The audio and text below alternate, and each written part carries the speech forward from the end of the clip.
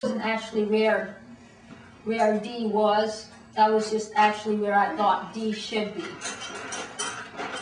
So sometimes I did a little bit of both because I had to remind myself everything. How were you using a strategy to check your work to see if it was coming out in the right order?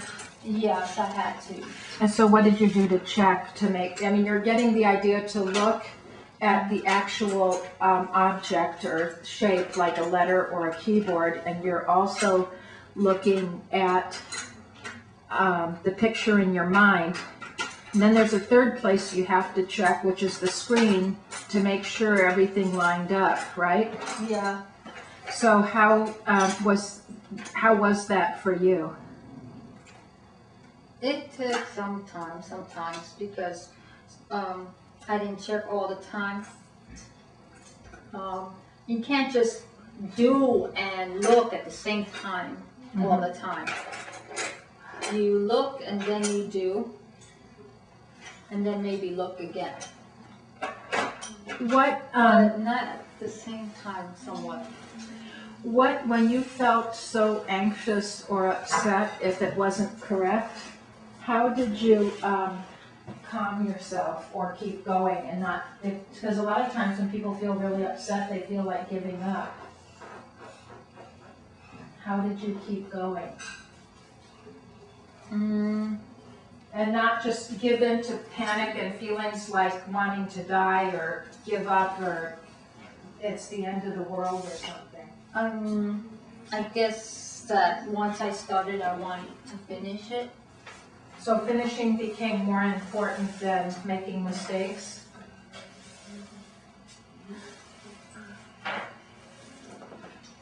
Were there sometimes when you couldn't? Making the mistakes, finishing? No, making mistakes is terrible.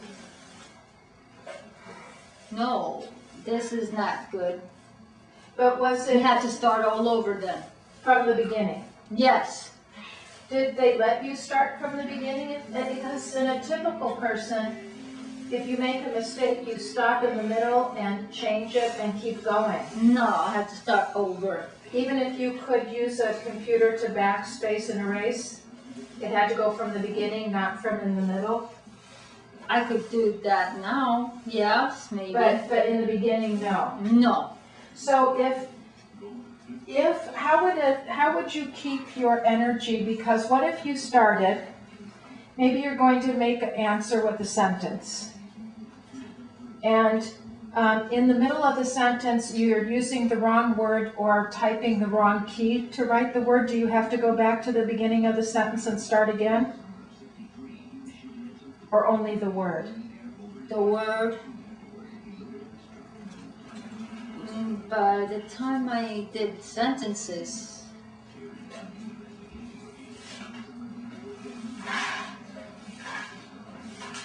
so is the most important thing in the beginning, you're working with one word, and that if you make a mistake in the word, you're allowed to start it all over again?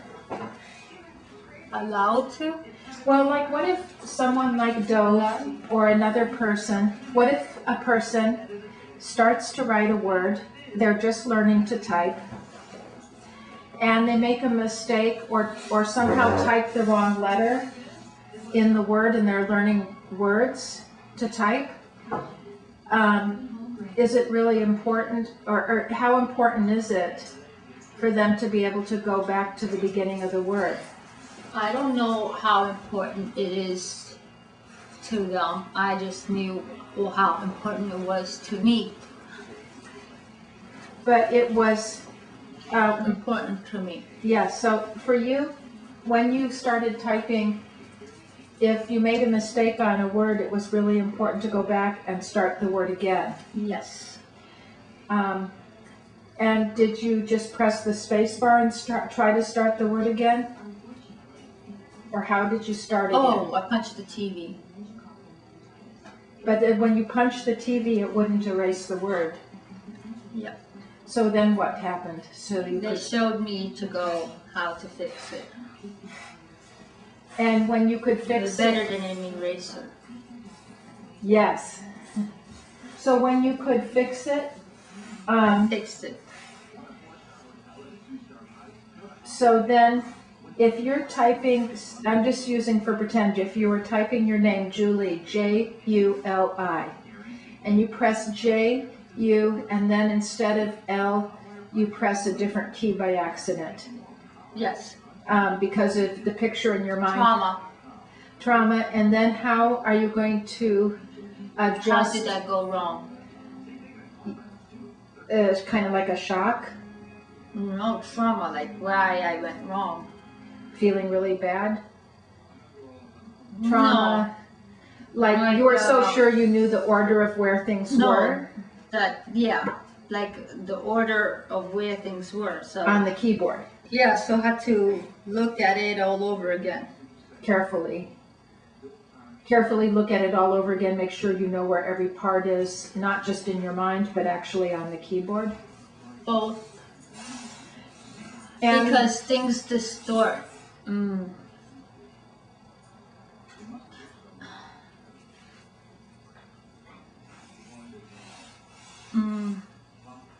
Okay. You guys, she don't know Dolphin. You could explain to her, Dolphin. They're like hard to explain. If I looked for A, then I'm only going to see A. I'm not going to see anything next to it. I can't see nothing else but that one. key. So I can't ever look at it carefully, because then I will only see the Q. Then if I have to go see next to it just to see what's next, then I will only see the W, but the Q would get lost. Get lost into like oblivion. Yes. So I had to like look and close my eyes, and then you see it like that. Like, I don't know how to explain. If I put out a key, like when you look at one thing, you see it clear, but then everything else around it gets blurry. yes, You see? So except like you know how people get blurry. I don't know if you know. But except like on TV, they're not blurry on TV. But like when you see, like I see this finger, yes, then I don't really see these. See, I know they're there. Now when you're concentrating. now you see I don't know why that's like. If I look at it careful, like you say, then like where is my finger? Then I'm only going to see where this finger is, and these like disappear. I know they're there because I have five, but I just they get blurred. So When you were a kid, I look and then replay. You understand? You Yes. understand? I replay, then the picture kind of falls in. Do you see? Like it's, you know. I mean, well, here's what I have a specific question, and then I will make sure I understand. I don't know, yeah. No, this is really, really important. So I want to keep talking about it. It's very helpful. Could you choose between looking at all your hand and only one finger? Couldn't you take a snapshot of all your fingers in your head, or an image of all your fingers, or only one? If you're telling me to look careful at where, a whole hand is? yeah, like. Because what I'm wondering is, in your mind, could you take a snapshot of the entire keyboard and then take a snapshot in your mind of just where the one letter was, or only? Yeah, in your mind, you take a whole snapshot and you see where it's supposed to be. See? Yeah, so you're seeing the entire keyboard, and like you just have to like replay, you know, and then you see where, you know, everything's like in a slant, you know, and then you kind of like slow-mo. You know how they say that slow-mo? Just go. But you can't do that when you're like... When your eyes are open, you can only see a small part. Yeah, like everything blurs. And so like, then you just have to move. For example, if I'm looking here, then I just that, and then everything else blurs. And then you go and move, and then you see, and you know, and, okay, that's where that is, right there. You know, that's why like sound is so important, because like you see, you know where, like how far away everything is. You know, that's why I did the 5-second thing, jumping. Oh, except that now I'm really good and I could do it faster than 5 seconds, jump from, you know, like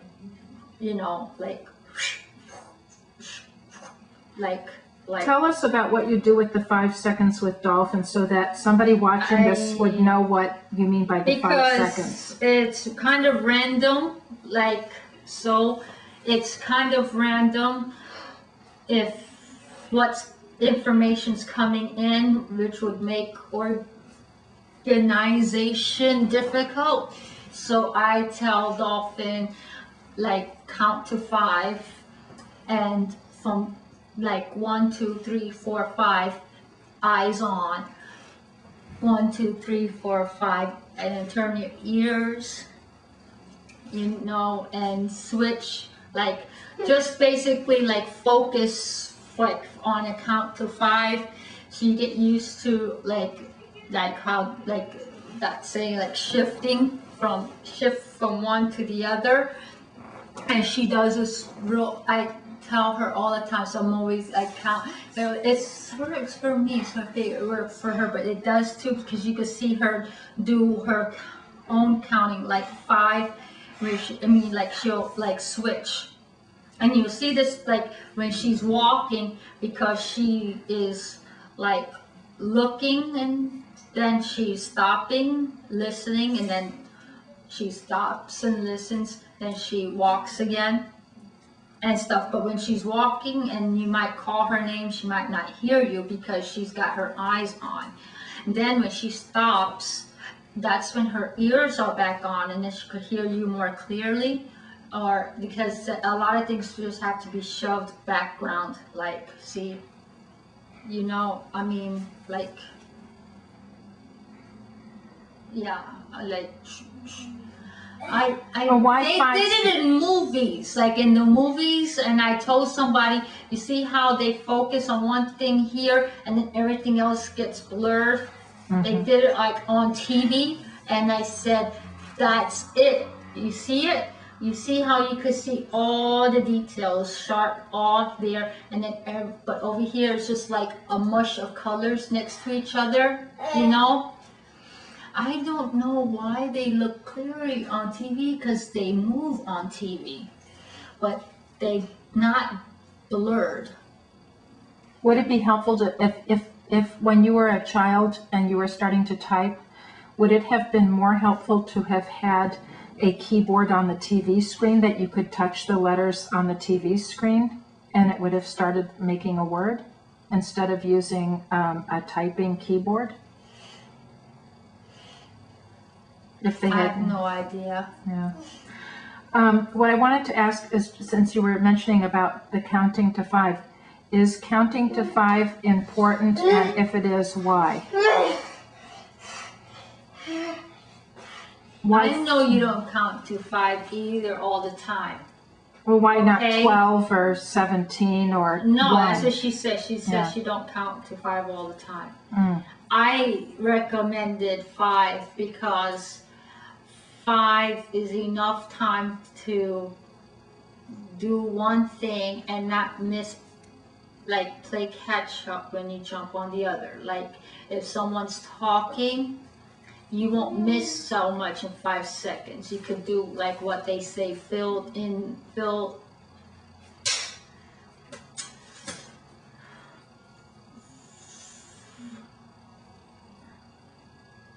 brain fill. Where was I?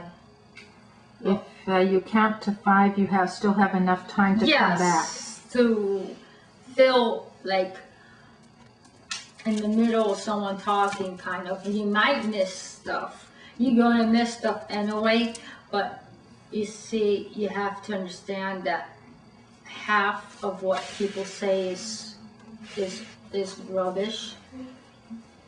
I don't really know if there's that much of a percentage of what people say that's really all that important, nearly. So if you are turning on your eyes, then you have to take a 5-second break from hearing. Yes, it becomes like background. And then if you turn on your hearing, you have to take a 5-second break from your eyes. Yes. So if a typical person is sitting with, say, a child, well, like when you were a child, and talking and giving you a lot of instructions, were you mostly listening or looking, or what were you doing with your senses? If someone was giving you a lot of instruction, do this, do this, do this. I couldn't listen to all the instructions at once. I could only work at one point in another, like not all the instructions. I would, well, some of the instructions were stupid. So, but if someone's giving you instructions to teach you something, so they're talking, you have to figure stuff out sometimes by yourself. And then they're also giving you, like, no, they say, like, look at this while I tell you what to do. Uh-oh, trouble? Yeah, because I can't do it. And when you were a child, so I would turn off. I mean, like, I would only be able to do, like, and get back to them. So I only, like, got half, like, I missed stuff, like, missed. You had to make a quick decision. Do I keep listening or do I start looking? But then you have to sort of, like, reorganize what makes sense. But this is, you know what I mean? Like,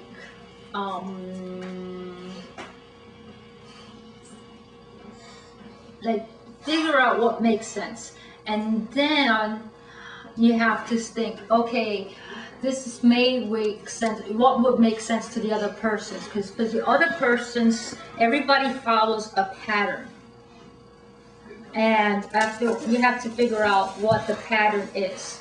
You know, like there's a pattern to everything. So what would be? Everybody has a pattern. Yes. So maybe filtering when to listen, when to use eyes? Yeah, I did. I filtered this. Like, I'm listening now, so I'm kind of blind right now. So I'm not doing the 5-second rule now. Yes. Like, I'm not, because we're talking. And if you, so you're mostly in listening mode. Yeah, I'm not really seeing much of anything. And when you're talking, is it the same as when you're hearing other people? Because either way it's sound? Yeah, if I'm talking, then I'm concentrating